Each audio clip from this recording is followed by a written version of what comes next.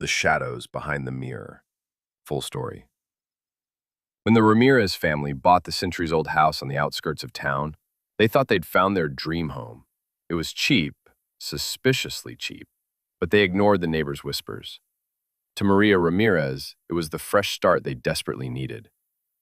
On the first night, her youngest, little Sophia, ran screaming from the upstairs bathroom. "There's a man in the mirror," she sobbed. Maria and her husband, David, laughed it off as a nightmare. But later that night, when Maria brushed her teeth, she paused. In the old, cracked mirror above the sink, a dark shape hovered behind her. She spun around, empty room. Heart pounding, she blamed the dim light. The days that followed twisted normal life into nightmare.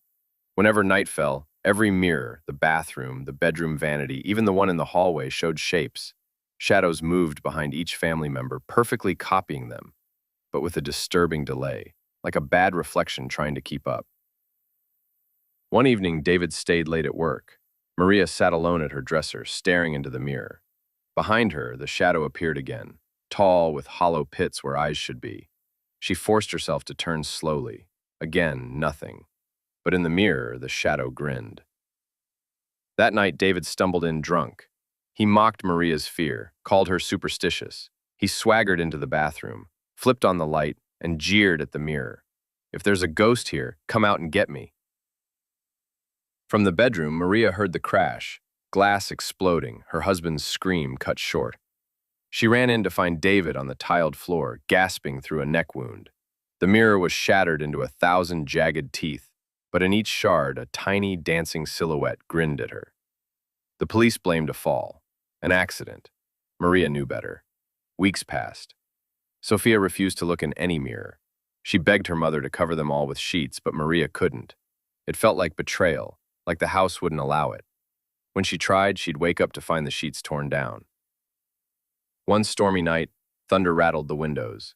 Maria, desperate and exhausted, sat before her dresser mirror. "Why us?" she whispered. From behind the glass, a voice like grinding stone rasped, "We are your reflection. We are always here. We learn, we grow, we hunger." Suddenly, Sophia's scream split the house. Maria sprinted to her daughter's room. Sophia was pressed against the far wall, eyes fixed on the vanity mirror. Inside, dozens of shadows clustered, pressed against the glass like flies on meat. One by one, they peeled away and began crawling out.